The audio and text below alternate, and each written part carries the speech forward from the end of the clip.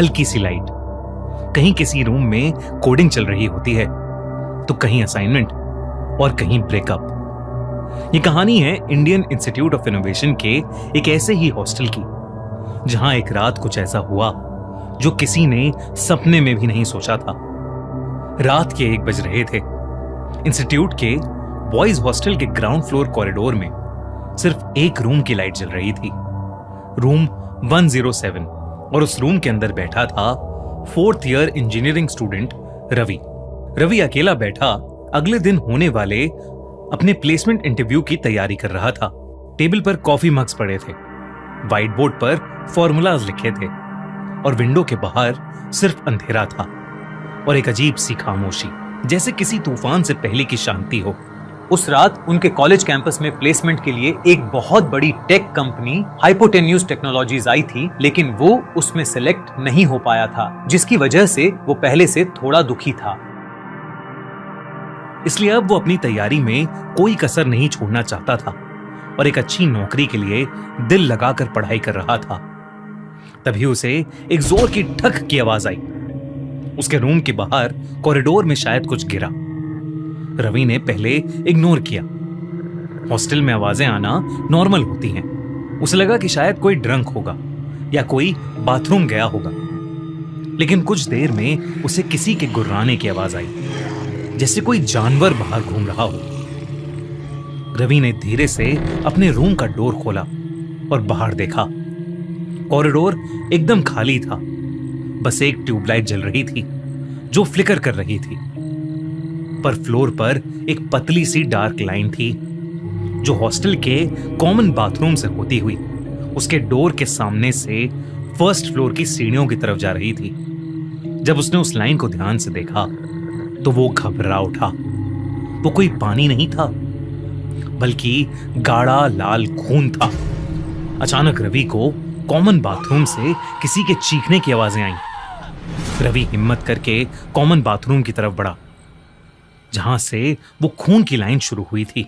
Common bathroom में रवि ने जो देखा, उसे देखकर रवि के होश उड़ गए। उसने देखा कि एक लड़का जिसका चेहरा खून से लथपथ है, वो उसी के फ्लोर पर रहने वाले फर्स्ट ईयर स्टूडेंट अमित की गर्दन को अपने मुंह से काट रहा है।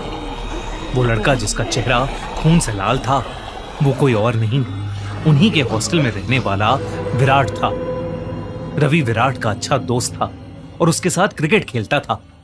उसे समझ नहीं आ रहा था कि विराट को हुआ क्या है, पर रवि जैसे ही अमित की मदद के लिए आगे बढ़ा, विराट उस पर गुर्राने लगा और एक अजीब ढंग से चलता हुआ वो रवि के पास आने लगा। विराट का एक खूंखार रूप देखते ही रवि डर के मारे वापस अपने रूम में भागा और उसने अपना रूम अंदर से लॉक कर लिया। तभी उसने अपना फोन देखा। Hostel group, 50 messages. Bro, room lock करो, don't open the door, college में लोग पागल हो गए हैं, काट रहे हैं एक दूसरे को। रवि ये मैसेजेस पढ़कर हैरान हो रहा था। सारे मैसेजेस पढ़कर उसे पता चला कि कॉलेज में आज जो प्री प्लेसमेंट पार्टी थी, उसमें कॉलेज टॉपर्स ने कोई सीरम पी लिया है, जिसके बाद वो सब दूसरे स्टूडेंट्स पर अटैक करके उन्हें मार रहे हैं और अपने जैसा बना रहे हैं। रवि ये सारे मैसेजेस पढ़ ही रहा था कि अचानक हॉस्टल की इलेक्ट्रिसिटी चली गई और फोन से नेटवर्क चला गया। पूरा रूम अंधेरे में डूब चुका था। सिर्फ लैपटॉप और मोबाइल स्क्रीन से हल्की ब्लू लाइट निकल रही थी और उसी ब्लू लाइट में रवि ने देखा कि उसके रूम के बाहर कोई खड़ा है। डोर के नीचे से एक परछाई नजर आ रही थी। ठक, डोर पर एक नॉक हुआ। पहले एक बार रवि ने घबराते हुए पूछा, कौन है? कौन है? कोई कुछ नहीं बोला। फिर 3 बार दरवाजा खटखटाने की आवाज आई। ठक ठक ठक, इस बार ज्यादा जोर से, जैसे बाहर खड़े इंसान का पेशेंस खत्म हो रहा हो। रवि डर के मारे पीछे हटा। उसने अपने कपकपाते हाथों से अपनी फोन की टॉर्च ऑन की। डोर हैंडल धीरे धीरे हिलने लगा। लेफ्ट राइट, जैसे बाहर खड़ा इंसान अंदर आने की कोशिश कर रहा हो। अचानक वो हैंडल जोरों से शेक होने लगा और फिर रवि के हॉस्टल रूम का दरवाजा जोर से हिला। पहले एक बार, फिर दूसरी बार। ऐसा लग रहा था कि कोई उसे तोड़ने की कोशिश कर रहा है। दरवाजे की लकड़ी धीरे धीरे क्रैक होने लगी थी। लेकिन फिर अचानक से एकदम शांति हो गई। बिल्कुल साइलेंस, कोई मूवमेंट नहीं, कोई नॉक नहीं, कुछ नहीं। 5 सेकंड, 10 सेकंड, 20 सेकंड, कुछ भी नहीं। रवि धीरे धीरे डोर के पास गया। उसे लगा कि शायद जो भी था वो अब चला गया है, पर अगले ही सेकंड डोर पर इतनी जोर से अटैक हुआ कि दरवाजा टूटकर नीचे गिर गया। रवि के सामने अब विराट खड़ा था। वो तेज तेज सांसें ले रहा था और रवि के ऊपर गुस्से से गुर्रा रहा था। विराट अब और भी ज्यादा खूंखार लग रहा था। विराट धीरे धीरे रूम के अंदर आने लगा। रवि को कुछ समझ नहीं आ रहा था। उसे लगा कि शायद आज उसकी जिंदगी का आखिरी दिन है। विराट रवि पर अटैक करने ही वाला था कि एकदम से रवि ने अपने बगल में रखी चेयर उठाई और विराट के सर पर दे मारी। मौके का फायदा उठाकर रवि ने विराट को एक जोर का धक्का दिया और अपने रूम से बाहर भाग गया।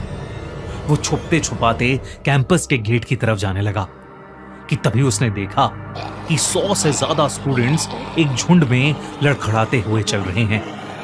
सबकी आंखें सफेद सी चमक रही हैं और कपड़े फटे हुए हैं। बॉडीज पर बाइट मार्क्स हैं और सबके चेहरों पर खून लगा है। वो सब रवि की तरफ ही आ रहे थे। ये देखकर रवि भागकर कॉलेज की लाइब्रेरी में घुस गया और एक बुक शेल्फ के पीछे छुप गया। धीरे धीरे लाइब्रेरी के अंदर भी इन्फेक्टेड लोग घुसने लगे। रवि को कुछ समझ नहीं आ रहा था कि ये सब क्या हो रहा है। उसका पूरा शरीर डर के मारे कांप रहा था। पर धीरे धीरे वो लोग लाइब्रेरी से बाहर जाने लगे। रवि को लगा कि शायद वो बच गया है, लेकिन तभी रवि के चेहरे पर खून की एक बूंद गिरी। जब रवि ने ऊपर देखा तो उसके होश उड़ गए। लाइब्रेरी की शेल्फ के ऊपर विराट बैठा था। वो रवि के ऊपर कूदा और उसने उस पर अटैक कर दिया और एकदम से सभी इन्फेक्टेड लोगों की भीड़ वहां आ गई और सबने रवि को घेर लिया। रवि की चीखें पूरी लाइब्रेरी में गूंज उठी। कुछ देर बाद जब रवि ने आंखें खोली तो उसकी आंखें भी सफेद थीं, बिल्कुल बाकी इन्फेक्टेड लोगों की तरह। रवि भी अब एक ज़ॉम्बी बन चुका था। इंडियन इंस्टीट्यूट ऑफ इनोवेशन अब इंडियन इंस्टीट्यूट ऑफ ज़ॉम्बीज बन चुका था। कौन रोकेगा इस ज़ॉम्बी अटैक को? क्या होगा आगे? दोस्तों, यही इंटरेस्टिंग कहानी है नई ज़ॉम्बी हॉरर कॉमेडी मूवी